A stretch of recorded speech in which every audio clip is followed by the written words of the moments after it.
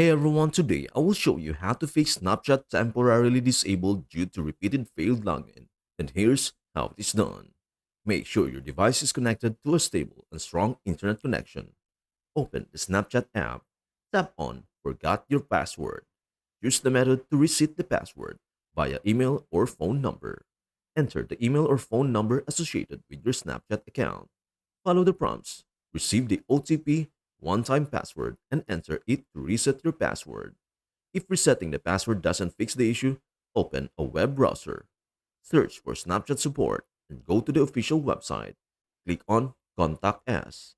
Choose I cannot access my account and then I think my account was compromised. Fill in the form with your username, email, and phone number. Describe the issue clearly. Submit the form to Snapchat support for review. Snapchat support will review your appeal and respond with further instructions to unlock your account. Following these steps should help you regain access to Snapchat. And that is everything you need to know about how to fix Snapchat temporarily disabled. Before we end, may I humbly ask you a favor?